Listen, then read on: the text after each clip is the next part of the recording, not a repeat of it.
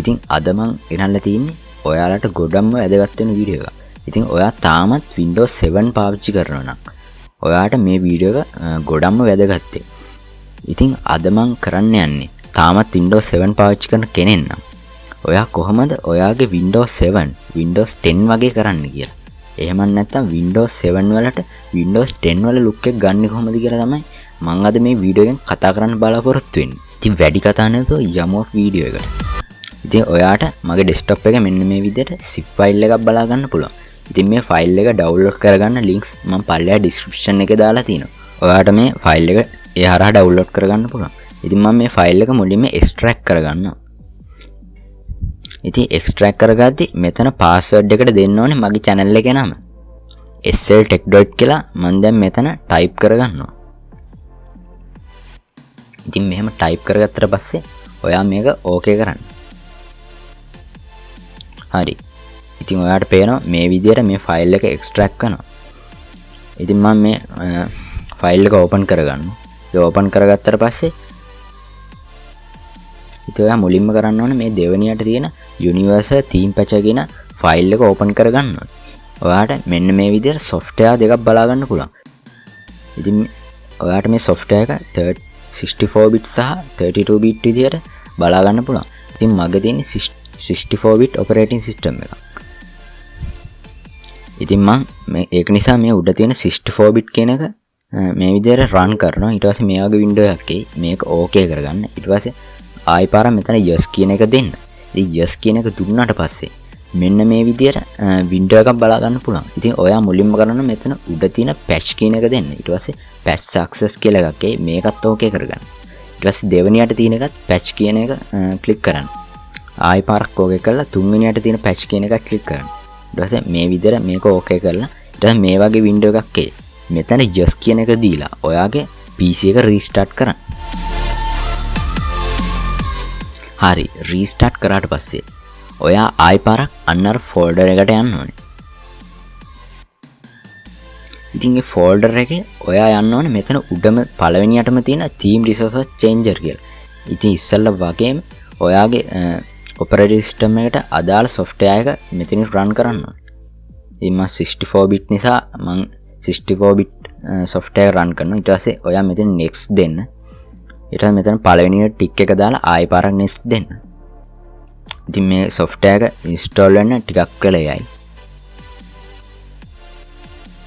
හරි ඊට පස්සේ ඔයා කරන්න ඕනේ මේක okay කරගන්න. ඊට පස්සේ ඔයා ආයි පාරක් මේ folder එකට යන්න. එතන තියෙනවා Windows 10 themes for Windows 7 කියලා. ඉතින් ඒකට ගියාට පස්සේ මෙතන දෙවෙනියට බලා ගන්න පුළුවන් Windows 10 themes කියලා. ඉතින් ඒකට ගියාට පස්සේ මේ විදිහට ඔයාට themes ටිකක් බලා ගන්න පුළුවන්. ඉතින් මම මේ ටික copy කරගෙන මගේ Windows install කරලා තියෙන drive එකට එහෙම නැත්නම් C drive එකට යනවා. ඊට පස්සේ මම මෙතන පහළම තියෙන Windows කියන folder එකට ගිහිල්ලා මෙතන resources කියන එකට යනවා. එතන ඔයා යන්න ඕනේ themes කියන එකට. themes කියන එකට ගිහිල්ලා මේ copy කරගත්තු ටික paste කරන්න ඕනේ. හරි. මම මේ themes ටික මෙතනට paste කරගත්තා. ඉතින් අපි බලමු මේ themes ටික වැඩ කරනවාද කියලා. හරි. මෙන්න මේ විදිහට අපි copy කරගත්ත themes ටික බලා ගන්න පුළුවන්.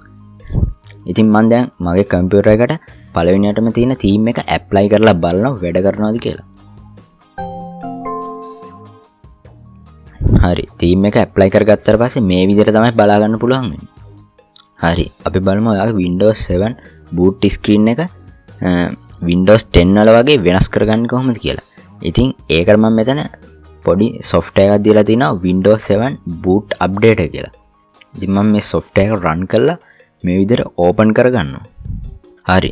ඊට පස්සේ ඔයාට මේ මෙතන මේ විදිහට window එකක් open වෙයි. මෙතන ඔයාට දැන්ට බලා ගන්න පුළුවන් වෙන්නේ Windows 7 වල තියෙන boot screen එක. දැන් play කරලා බැලුවොත් ඔයාට මෙන්න මේ විදිහට තමයි බලා ගන්න පුළුවන් වෙන්නේ.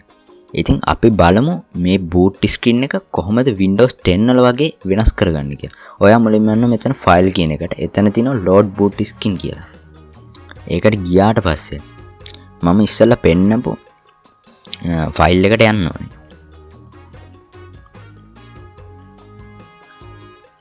ඉතින් මේ boot screen කියන මෙන්න මේ ෆයිල් එක තමයි මෙන්න මේකට ඕපන් කරගන්න ඕනේ. හරි. මේ විදිහට මේක load වෙයි. ඊට පස්සේ ඔයාලට බලා ගන්න පුළුවන් Windows 10 වල තියෙන boot menu එක තමයි දැන් අපිට බලා ගන්න පුළුවන් වෙන්නේ. ඉතින් මම දැන් මේක මේ විදිහට apply කරගන්නවා. ඉතින් මේ විදිහට boot screen එක update වෙනවා.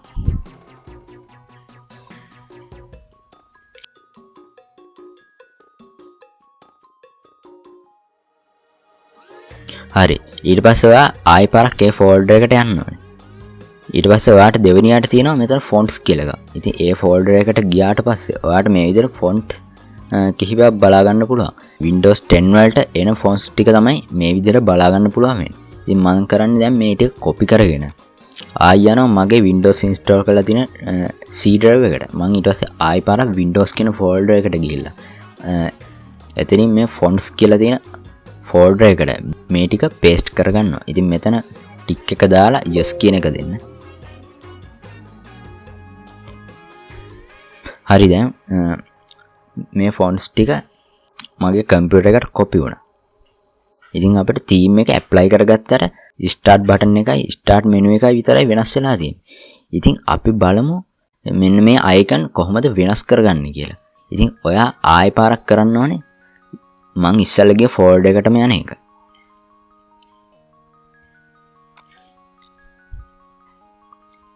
ඉතින් ඒකට ගියාට පස්සේ මේ අන්තිමයට බලා ගන්න පුළුවන් Windows 10 icon patcher කියලා එක. ඒකට යන්න.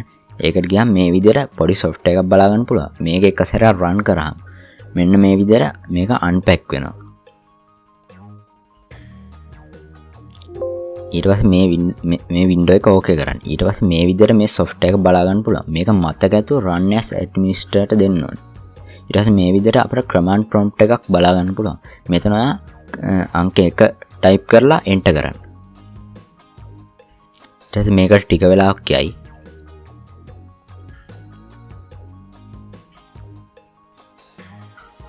හරි ඊට පස්සේ මෙතන y type කරලා enter කරන්න. ඊට පස්සේ ඔයාගේ කම්පියුටර් එක රීස්ටාර්ට් වෙයි.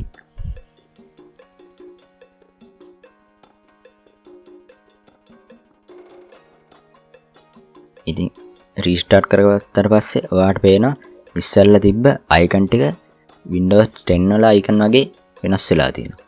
ඊට පස්සේ ඔයා ආයෙ පාරක් ඒ ෆෝල්ඩර් එකට ගිහිල්ලා ආයෙ පාරක් මේ software එක run කරන්න ඕනේ. හරි මේක ආයෙ පාරක් එතකොට unpack වෙයි.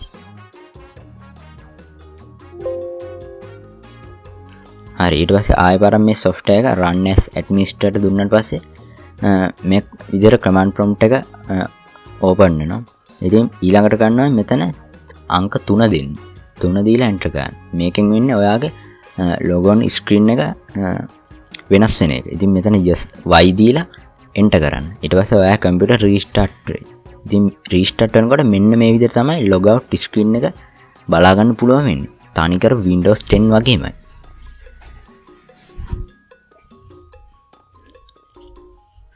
ඉතින් මේ විදිහට boot වෙද්දී අපි ඉස්සෙල්ලා දාගත්ත Windows 10 වල වගේම අපිට boot screen එක බලා ගන්න පුළුවන්.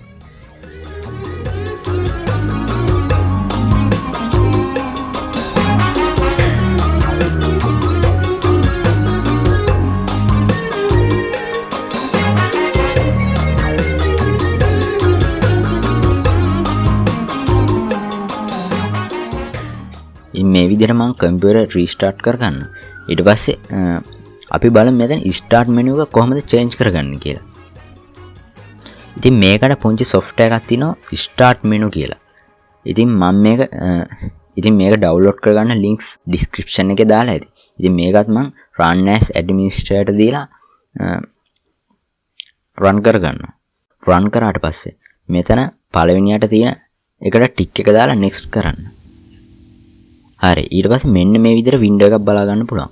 මෙතන පළවෙනි එකෙන් වෙන්නේ මේ software එකේ pro version එක අපිට දවස් 30ක් වෙනකන් trial version එකක් විදිහට පාවිච්චි කරන්න පුළුවන්.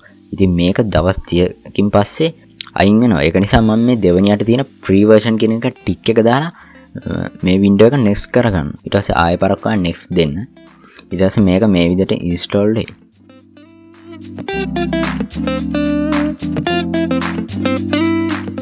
මේක ෆිනිෂ් කරගන්න. ඉතින් ඊට පස්සේ ඔයාට ස්ටාර්ට් මෙනු එක මේ විදිහට තමයි බලා ගන්න පුළුවන් වෙන්නේ. ඇත්තරම මේක Windows 10 වල වගේ නොවුනත් ඒ හා සමානව ඔයාට බලා ගන්න පුළුවන්. ඉතින් ඔයාට මේ වීඩියෝ එක වැදගත් වුණා නම් අනිවාර්යයෙන්ම වීඩියෝ එක ලයික් කරන්න.